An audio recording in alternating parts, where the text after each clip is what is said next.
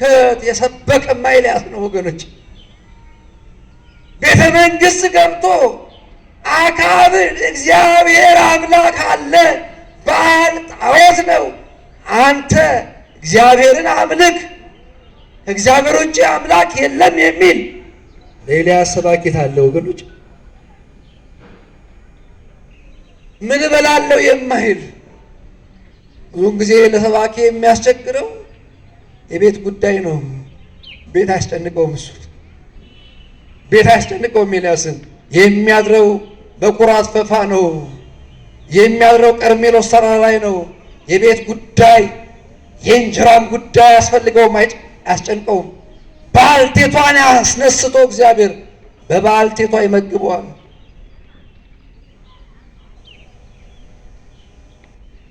የሚደንቀው እንደ ኤልያስ መጥምቁ ዮሐንስም እንዲህ ነበረ። ሉቃስ ይጽፍልን ወበኃይለ ኤልያስ ይሐውር ይላል። በኤልያስ መንፈስ ነበር። ዮሐንስ መጥምቁም በስብከት የሚያክል አልነበረም። ቤተ መንግሥት ገብቶ ሄሮድስን የገሰጸ ሰው ነው። ወንጌልን በማስተማር ከሞተ በኋላ ራሱ እንኳን ሳይቀር ኤልያስ የሄኖክ ዮሐንስ መጥምቅ። እግዚአብሔር አምላካችን የቅዱሳን አባቶቻችን በረከት ያድለን። ወንጌል በመፍራት ወንጌል በመሳቀቅ ሳይሆን ወንጌልን በድፍረት ቃሉ እንዳለ የሚያስተምሩ። ቅዱስ ያዕቆብ በመልእክቱ እንዲህ አለ፣ ኤልያስ እንደኛ ሰው ነበር አለ። እባካችሁ ቃሉን በሉት። ኤልያስ ምን ነበረ? እንደኛ ኤልያስ እንደኛ ሰው ነበረ። ይበላል፣ ይጠጣል፣ ያንቀላፋል፣ ይተኛል፣ ይነሳል፣ ይደክመዋል፣ ያልበዋል። ኤልያስ እንደኛ ሰው ነበረ። 9 ወር ነው ተጸንሶ የተወለደው። ኤልያስ እንደኛ ሰው ነበረ። ሰው እንደሚደክመው ይደክመዋል፣ ሰው እንደሚርበው ይርበዋል። ግን ኤልያስ እንደኛ ሰው ይሁን እንጂ በጸሎቱ ሰማያትን ዘጋ።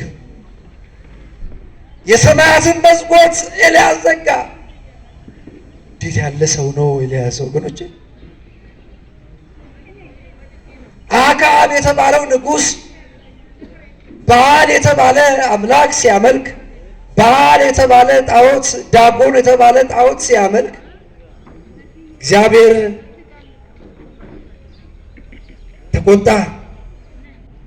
ያን ጊዜ ኤልያስ ወደ አክዓብ ሄደና ከዛሬ ጀምሯል፣ ከዛሬ ጀምሮ ከአንደበቴ ቃል ውጪ ሰማይ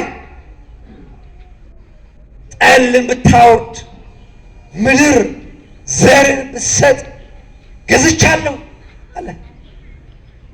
ፍጥረት ይታዘዝለታል።